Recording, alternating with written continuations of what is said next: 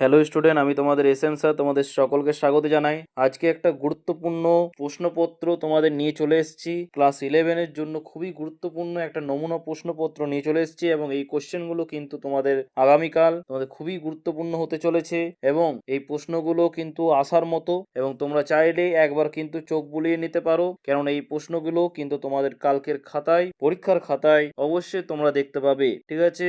এবং তোমরা যারা এখনো পর্যন্ত পড়োনি, লাস্ট মুহূর্তের কিন্তু এই দুটো কোশ্চেন একটু দেখে যাবে এবং অবশ্যই কিন্তু আসবে। প্রত্যেকটা থেকে আমরা সেকশন ওয়াইজ বলবো যে কোন কোন দুটো ইম্পর্টেন্ট। গল্প থেকে আমরা দুটো বলবো, কবিতা থেকে দুটো বলবো, তো সাথে থেকেও সম্পূর্ণ বলবো, ঠিক আছে? তোমরা দেখতে পাচ্ছ স্ক্রিনে একাদশ শ্রেণী 2026 বাংলা গুরুত্বপূর্ণ এলএকিউ সাজেশন, ঠিক আছে? মানে একাদশ শ্রেণীর তোমাদের কিন্তু বাংলা সাবজেক্টের সাজেশন। এখান থেকে কিন্তু গল্প থেকে তোমাদের একটা 5 নম্বর করতে হবে এবং ভিভিআই কিন্তু দুটো প্রশ্ন রয়েছে। এই দুটো প্রশ্নের মধ্যে একটা তোমরা কিন্তু কালকে পরীক্ষার হলে কিন্তু তোমরা দেখতে পাবে। প্রথমটা হচ্ছে, দেখো ইম্পর্টেন্ট আছে ভিভিআই, এখন আমার ছুটি হয়েছে মা, এখন আমি বাড়ি যাচ্ছি, উক্তিটি তাৎপর্য বিশ্লেষণ করে ফটিকের চরিত্রের মর্মান্তিক দিকটি আলোচনা করো। এটা খুবই গুরুত্বপূর্ণ প্রশ্ন, ঠিক আছে? তারপরে প্রশ্নটা দেখতে পাচ্ছ এবং ভিভিআই প্রশ্ন, সেটা হচ্ছে মামা বাড়িতে ফটিকের জীবনের যে করুণ পরিণতি হয়েছিল তার বিবরণ দাও। মামির সাথে ফটিকের সম্পর্ক কেমন ছিল? এই দুটি প্রশ্ন গল্প থেকে এবং খুবই গুরুত্বপূর্ণ প্রশ্ন। তোমরা যদি এখনো পর্যন্ত করে না থাকো তাহলে অবশ্যই কিন্তু করে নেবে। একদম এই কোশ্চেন, এই দুটো কোশ্চেনের মধ্যে একটা কোশ্চেন কিন্তু আসার মতো।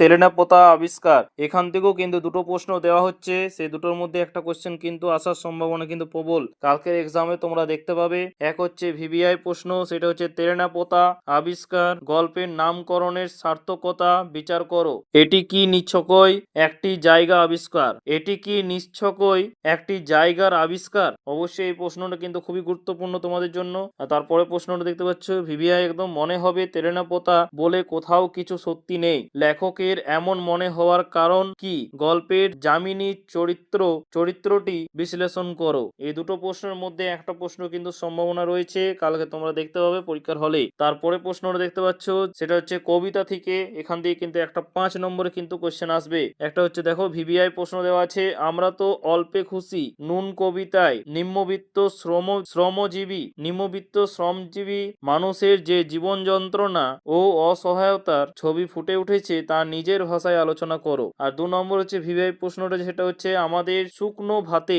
লবণের ব্যবস্থা হোক, এই দাবির মধ্যে দিয়ে কবির যে সামাজিক প্রতিবাদ ব্যক্ত হয়েছে তা বিশ্লেষণ করো। এটাও কিন্তু খুবই গুরুত্বপূর্ণ। কবিতা থেকে এই দুটো প্রশ্ন কিন্তু খুবই গুরুত্বপূর্ণ প্রশ্ন এবং একটা প্রশ্ন কিন্তু আসার মতো। প্রশ্নটা দেখতে পাচ্ছ ভিভিআই ইম্পর্টেন্ট প্রশ্ন, খাঁচার ভেতর অচিন পাখি কেমনে আসে যায়? এই গানে অচিন পাখি ও বাঁচা রূপকের আড়ালে লালন সাহ যে দেহতত্ত্ব বা মরমী দর্শনের কথা বলেছেন তা বুঝিয়ে লেখো। এটাও কিন্তু খুবই ইম্পর্টেন্ট প্রশ্ন। তারপরে প্রশ্নটা হচ্ছে, ভাব সম্মিলন কবিতায় রাধার যে গভীর প্রেম ও আকুলতা প্রকাশ পেয়েছে তা পদটি অবিলম্বে নিজের ভাষায় লেখো। আর তারপরে প্রশ্নটা দেখতে পাচ্ছ নাটক থেকে, আগুন নাটকের নামকরণের সার্থকতা বিচার করো। আর 2 হচ্ছে, এটাও কিন্তু খুবই গুরুত্বপূর্ণ, এই নাটকে সমকালীন সমাজ বাস্তবতা বা মন্তস্তর দুর্ভিক্ষের যে মর্মান্তিক চিত্র ফুটে উঠেছে তা আলোচনা করো। তারপর তোমরা দেখতে পাচ্ছ,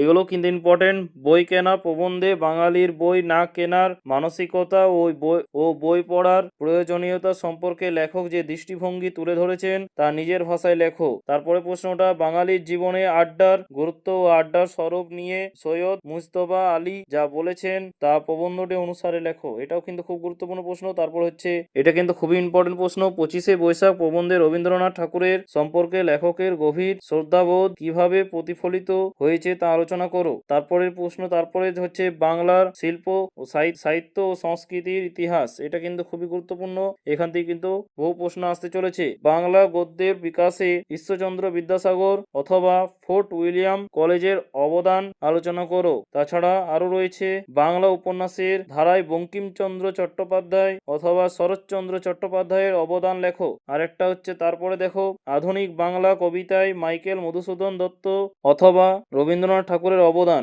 আলোচনা করো। ঠিক আছে, এখানে কিন্তু খুবই গুরুত্বপূর্ণ এটা। তারপর হচ্ছে নাটক থেকে তোমরা দেখতে পাচ্ছ বাংলা নাটকের ইতিহাসে গিরিশচন্দ্র ঘোষ বা দীনবন্ধু মিত্রের অবদান। এই প্রশ্নগুলোর মধ্যে খুবই গুরুত্বপূর্ণ প্রশ্ন, এখান থেকে কিন্তু তোমাদের একটা প্রশ্ন আসবেই। তোমরা দেখতে পাচ্ছ এরপর তোমরা দেখতে পাচ্ছ প্রবন্ধ রচনা।